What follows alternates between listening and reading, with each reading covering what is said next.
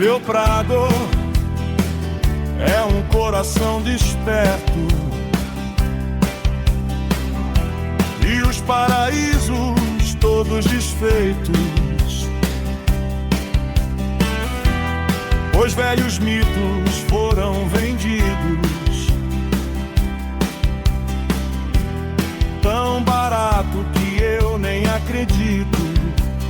Eu nem acredito que aquele garoto que ia salvar o mundo rezava olhando pro fundo do escuro. Meus santos caíram do pedestal, meus deuses viraram pó. Normalmente, quando a gente pensa em patrimônio histórico ou em cultura nacional mesmo, a imagem que vem na cabeça é algo super tangível, né? Sim. Uma comida típica, uma dança. Exato. Uma casa colonial de janela azul ou uma festa popular na rua. É algo visível, algo que a gente consegue, categorizar fácil e colocar num museu, se quiser. É confortável pensar desse jeito, porque os limites são muito claros, sabe? O ser humano gosta muito de coisas que ele pode só apontar o dedo e dizer, olha, isso aqui é um fato histórico, isso aqui é puramente cultural. Pois é. Mas a nossa provocação de hoje começa exatamente quando essa linha, bum, desaparece. E quando a gente entra no mundo da burocracia, das leis aprovadas no Congresso e até das crenças mais íntimas das pessoas. É aí que o bicho pega. Sim. De repente, aquela fronteira nítida que separava um fato histórico de um dogma religioso simplesmente evapora. E a gente passa a olhar para um cenário que, para ser muito honesto, parece incrivelmente engenhoso e, ao mesmo tempo, meio assustador. Nossa, é a definição absoluta de águas turvas institucionais. E navegar por essas águas, especialmente quando envolve o orçamento do Estado, dinheiro público mesmo, exige um rigor técnico gigantesco. Com certeza. E é exatamente esse o nosso ponto de partida. Então, boas-vindas a quem está nos acompanhando em mais esse mergulho profundo. Olá, pessoal! A nossa missão hoje é desempacotar uma intersecção que é fascinante, mas super complexa no Brasil contemporâneo. É o ponto exato de colisão entre religião, política, cultura e ceticismo. E tem muita coisa para falar sobre isso. Tem. A gente vai investigar como dogmas milenares estão sendo meio que empacotados como leis agora, na atualidade. E como um movimento bem estruturado de céticos está tentando garantir que a razão, a laicidade, não desapareçam do nosso espaço público. E toda a base dessa nossa conversa de hoje vem de uma curadoria muito rigorosa feita pelo Jorge Guerra Pires, PhD. Ele é um pesquisador independente, escritor, com uma trajetória longa em lugares como USP e Fiocruz. E o material central que ele traz para a gente hoje é a edição de maio de 2026 da revista Ateísta. É publicada pela Associação Ateísta do Planalto Central. E antes da gente mergulhar de cabeça nisso, eu acho fundamental, estabelecer uma regra de ouro para a nossa conversa de hoje. Manda ver. Esse material lida com temas políticos e religiosos extremamente sensíveis, sabe? Os textos trazem críticas frontais, muito duras mesmo, ao fundamentalismo religioso, à atuação de bancadas conservadoras no Congresso e até, a certos comportamentos da esquerda política. Sim, atira para todo lado. Exato. Então, para quem está ouvindo a gente agora, é vital deixar cristalino que a nossa análise não toma partidos. Eu não estou aqui, nem você, para concordar ou discordar das visões políticas ou teológicas deles. Perfeitamente. O nosso papel é puramente investigativo, A gente quer mapear como os autores estruturam esses argumentos, entender a mecânica por trás desse movimento, apenas relatar. Legal. Regras do jogo na mesa.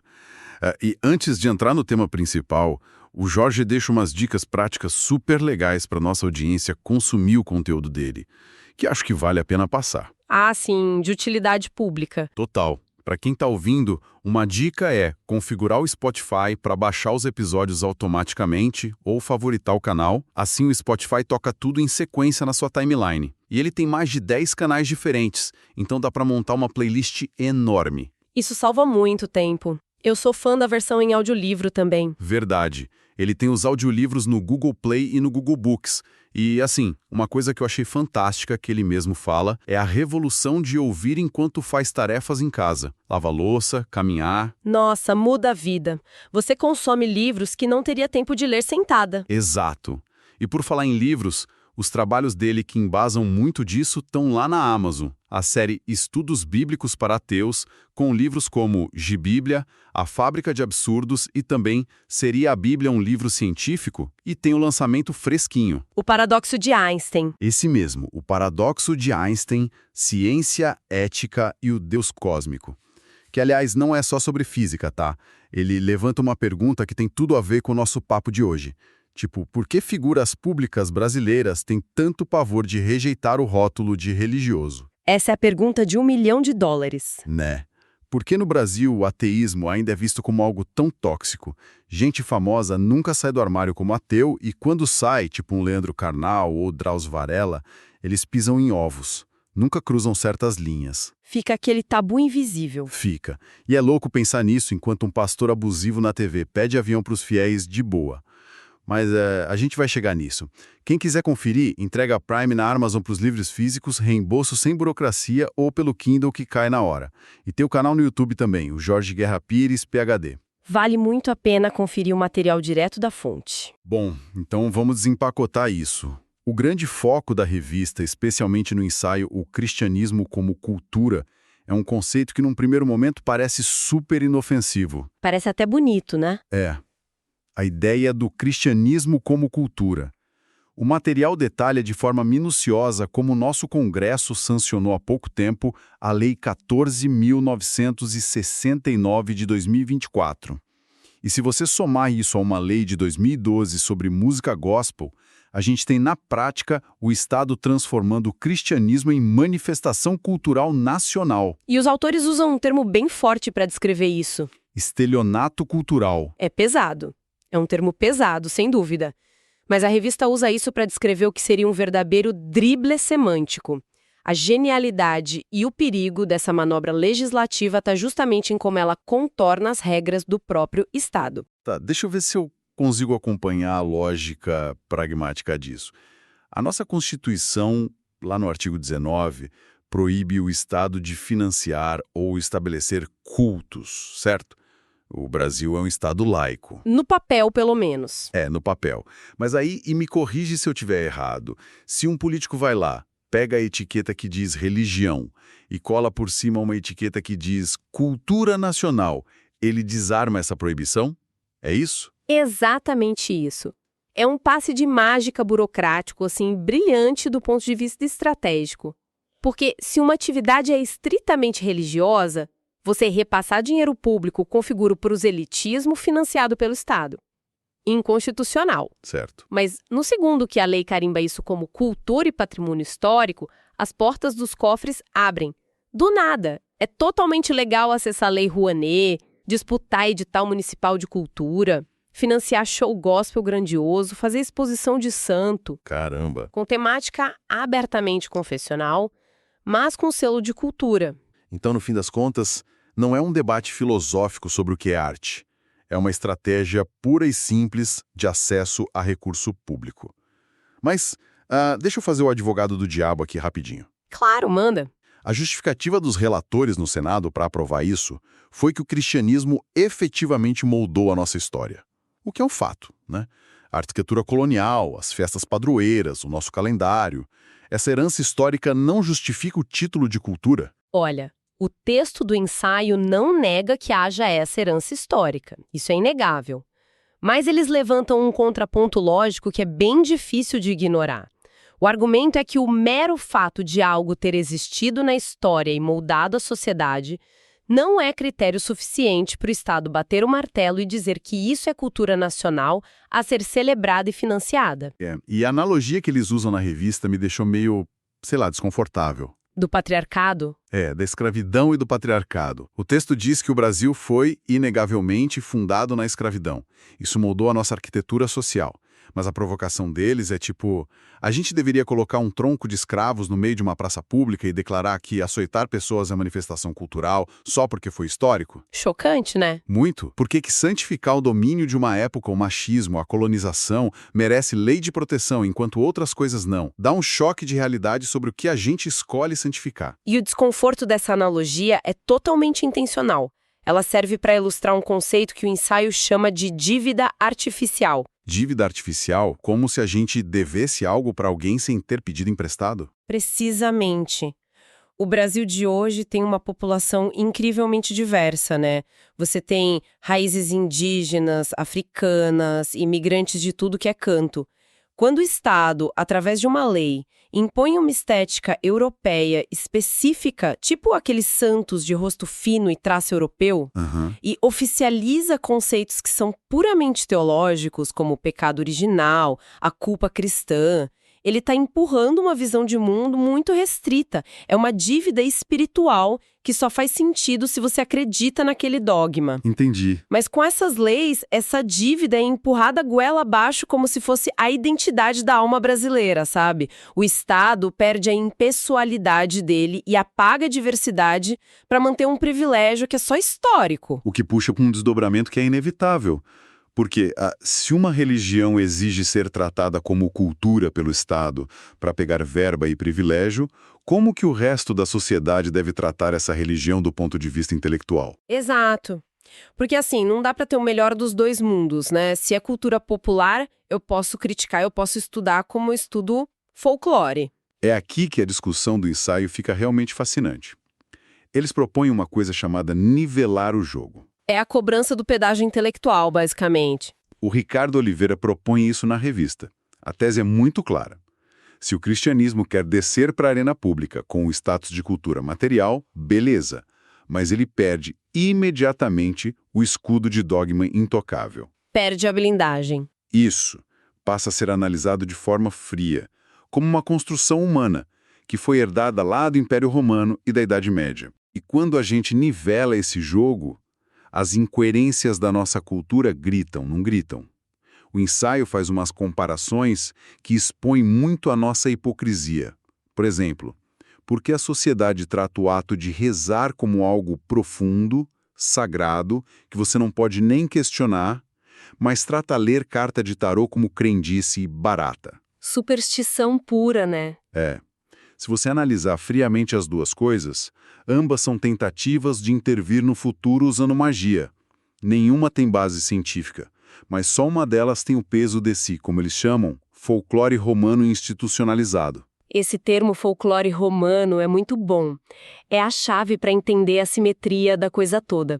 As fontes usam um conceito chamado rebaixamento epistemológico. Palavra chique para dizer que diminuem a crença do outro. Exatamente. Serve para explicar como a cultura dominante lida com crenças que não são as dela. E tem uma analogia visual no material que eu achei fantástica, que é a estátua da Iara. Aquela da Praia da Bica. Isso, lá no Rio. Tem uma estátua da Iara, que é do folclore indígena, colocada ironicamente bem de frente para uma igreja católica super imponente. E aí a Iara vira um enfeite paisagístico, né? Uma coisa para tirar foto. Enquanto a igreja do outro lado da rua é tratada como, sei lá, portadora da verdade absoluta do universo. Perfeito. O mecanismo de rebaixamento epistemológico é exatamente isso. Ele pega os mitos dos povos originários ou as raízes africanas e transforma tudo em conto inofensivo, em lenda do folclore do Monteiro Lobato. Para neutralizar. Para neutralizar. Fazendo isso, o grupo que domina garante que essas histórias nunca vão competir de igual para igual com a religião deles e, ao mesmo tempo, eles blindam o próprio mito, a virgem que dá a luz, a pomba divina, a ressurreição, com a autoridade de uma instituição gigantesca. Nivelar o jogo seria colocar, sei lá, o mito indígena da mandioca, que nasce de uma virgem, e o mito cristão do Espírito Santo na mesma balança acadêmica. Sem privilégios.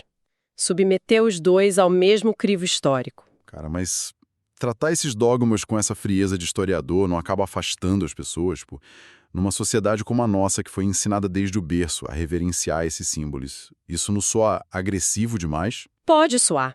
E muito. Mas a provocação dos autores é questionar se essa nossa diplomacia excessiva não é só outro nome para submissão, sabe? Para eles, a honestidade intelectual é o único caminho. Porque quando a sociedade aceita essa hierarquia, onde a crença do vizinho é folclore e a minha é sagrada e intocável, você está pavimentando a estrada para abusos reais. O que faz uma ponte perfeita por lado prático da coisa. Porque essa blindagem não fica só no livro de teologia ou num edital do Ministério da Cultura. Ela afeta corpos reais, ela dita a regra no dia a dia. E o ensaio da revista entra muito forte na questão do ateísmo e do feminismo. O texto da Glória bate pesado nisso. Bate muito. A tese dela é que as religiões monoteístas são a base ideológica do patriarcado. São os textos sagrados que são usados para justificar a desigualdade, para controlar o corpo da mulher, direito reprodutivo, divórcio. E é uma estrutura de culpa que recai sempre sobre a mulher. A visão apresentada ali é que não existe libertação feminina real, completa, sem desconstruir o autoritarismo da religião. Porque se o Estado baseia a lei dele em texto antigo, ele está legitimando a submissão com uma desculpa divina que não se pode questionar. E ela não ficou só na teoria, né?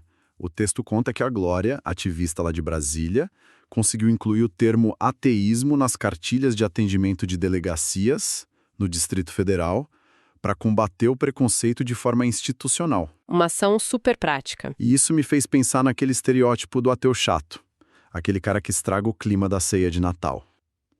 Para não ser o chato, a sociedade exige que o cético simplesmente feche os olhos para o machismo que está ali, escrito naqueles dogmas fundamentais. E a resposta do movimento ateísta para isso é um não gigante. O ativismo, nessa perspectiva que o material traz, não está aí para ser simpático. Está aí para ser o guardião dos fatos, sabe? Eles citam autoras da filosofia, como a Christine Overall, para explicar que a laicidade é uma urgência de saúde e de segurança pública. Não dá para a política pública ser refém de interpretação milenar que exige que a mulher seja dócil, né? Exato. Tem que ser baseada em evidência e direito humano. Ponto. O que me leva para a parte tática do negócio. E aqui entra um editorial do Matheus Furtado que eu achei genial.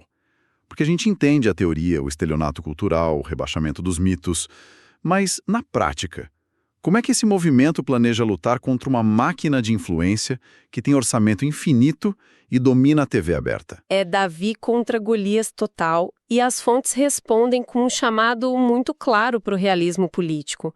O diagnóstico deles é assustador, na verdade. Eles falam em uma fascistização em curso no Brasil. Nossa, termo forte. Apoiada por um fundamentalismo que lucra e muito com a fé.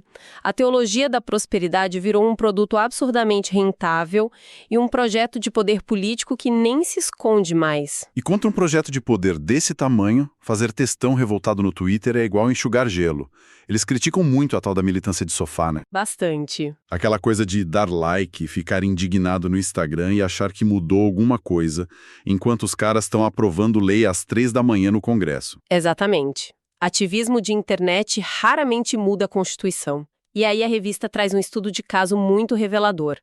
Lembra do E-Cidadania, do Senado? Lembro, do caso do Daniel Sotomayor. Isso. Fizeram uma mobilização enorme para remover crucifixo de repartição pública e começar a cobrar imposto de grandes templos. E eles conseguiram mais de 20 mil apoios formais. 20 mil CPFs, não era conta falsa. Gente de verdade exigindo ação. E o que aconteceu? Bateram de cara num paredão de concreto. STF e Senado não moveram uma palha, o negócio simplesmente empacou. Mas assim, a gente tem que ser pragmático também. O nosso Senado é o reflexo de um Brasil onde, se não me engano, uns 86% se dizem cristãos. É por aí. Pensa bem, um senador votar para tirar a isenção de igreja é suicídio eleitoral. Ele nunca, jamais vai fazer isso sorrindo. Então tentar ir pela via diplomática não é meio que uma ilusão. A gente não está jogando um jogo com regras escritas pelo dono do cassino. É exatamente por concluir isso que o movimento deu essa virada de chave, sabe? Esse é o realismo político da coisa. Eles entenderam que tentar ganhar concurso de popularidade no Congresso não funciona. A estratégia agora é o ativismo jurídico. Ou seja, parar de pedir por favor. Exato. O objetivo não é mudar a opinião do político, mas provar tecnicamente, na justiça, que a lei que ele aprovou é inconstitucional. Jogar a batalha técnica. Mas como se materializa isso? Através de uma coisa chamada ADI, ação direta de inconstitucionalidade. O plano que o editorial detalha é profissionalizar a luta, usar advogados bons, juristas de peso, pegar o capital desses 20 mil apoios e jogar o debate direto no colo do Supremo Tribunal Federal. Ah, entendi. Em vez de debater se a religião é certa ou errada, o debate passa a ser puramente técnico. Olha, isso fere o artigo 19, ponto. É isso, é um choque de realidade para o ativismo moderno.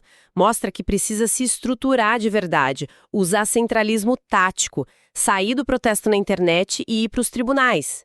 A verdade crua não pede desculpas, né? Eles até usam citações maravilhosas do Rick Gervais, do Bertrand Russell, para lembrar que numa sociedade livre, ninguém tem o direito inalienável de passar a vida inteira sem nunca ser ofendido. Aquela frase clássica do Rick Gervais, né? Só porque você está ofendido não quer dizer que você tem razão. Perfeito. Especialmente se a ofensa for só alguém apontando um fato lógico ou pedindo que a lei valha para todo mundo igual. É o preço que a gente paga por um pensamento crítico maduro numa democracia. Com certeza. Bom, vamos dar uma recapitulada nesse nosso mergulho longo. A gente começou dissecando a engenharia do estelionato cultural, essa manobra de carimbar dogma religioso com selo de cultura para pegar dinheiro público. Depois vimos a importância de nivelar os mitos, né? Tirar o privilégio do folclore romano em relação aos nossos próprios mitos locais. Exato. Vimos como essa visão tem um impacto prático enorme nos direitos civis, batendo de frente com a autonomia feminina contra o patriarcado religioso. E, por fim, entendemos essa mudança de tática, da indignação inútil na internet para o ativismo jurídico estruturado, jogando a bola para o STF. E por que tudo isso importa para quem está ouvindo a gente agora? Independentemente se você acredita em alguma coisa, em tudo ou em nada, a laicidade do Estado é vital para todo mundo. É o chão que a gente pisa. Ela não serve para destruir religião nenhuma. Pelo contrário, é a única garantia arquitetural de que a nossa democracia vai continuar protegendo a pluralidade. Porque se o Estado escolhe uma fé só e diz que essa é a cultura oficial do Brasil, a gente corre um risco enorme de cair numa tirania da maioria disfarçada de tradição, entende? Defender a razão no espaço público é proteger o direito de todo mundo de escolher em que acreditar ou ter a paz de não acreditar em nada. Perfeito. Para fechar, eu queria voltar para aquela imagem que eu falei bem no começo, dos museus e das coisas que a gente escolhe eternizar como sociedade. A herança.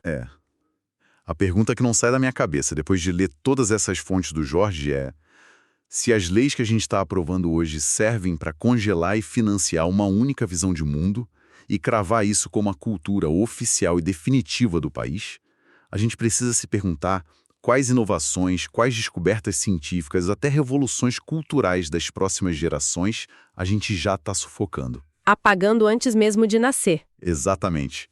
Fica aí essa provocação espinhosa para a gente pensar. Eu agradeço demais a quem acompanhou esse nosso mergulho profundo nas linhas tortas que desenham as regras do nosso país. Um abraço e até a próxima exploração. Tchau, pessoal. Até mais.